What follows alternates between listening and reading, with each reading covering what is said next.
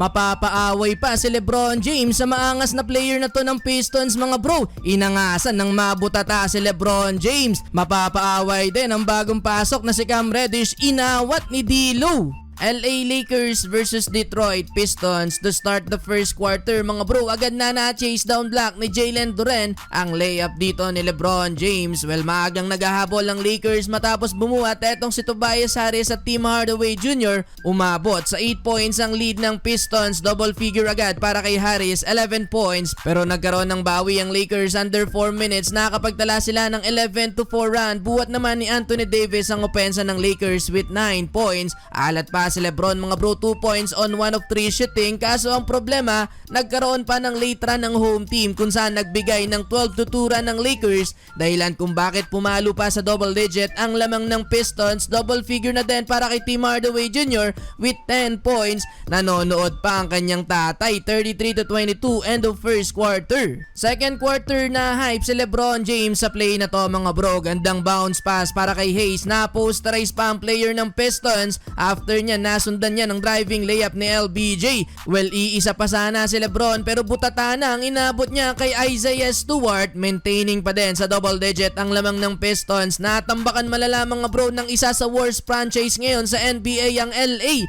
Well, bumunot ng Cam Reddish sa bench si Coach Redick pero agad na napikon mga bro sa player ng Pistons at nabigyan pa ng technical foul after makipagtrastukan kay Tim Hardaway Jr. Kahit sa AD nakipagbuno mga bro kay Tim Hardaway. Well, di na ibaba ng Lakers sa single digit ang lamang ng Pistons. Buhat pa din sa AD with 18 points habang 14 points naman para kay LeBron James. Sumirit pa ng 3 sa dulo si King James pero 14 points pa din ang hahabulin ng LA, 67-53. Entering the third quarter, naghahabol pa din ng Lakers. Palaging may sagot ang Pistons mga bro. D'Lo nakapukol ng 2 tres under 3 minutes na nung naibaba ng Lakers sa single digit ang kalamangan ng home team. Butata ulit ang inabot ni LBJ kay Stewart pero buti na lang heto na ang Lakers. LeBron James unang basket pa lang sa third quarter, nasundan pa yan ng basket din ni AD kaya baba sa 7 ang lamang ng home team, 83-77. Well, fourth quarter takeover mga bro ang high flyer guard na si Jaden Ivey. Di mabantayan ng Lakers kapag naka-take off na. Hirap si LBJ sa depensa ng Detroit. Bad news pa para sa Lakers under 5 minutes. Di maganda ang lagay ni AD nang matapakan ng paa ni Ivey.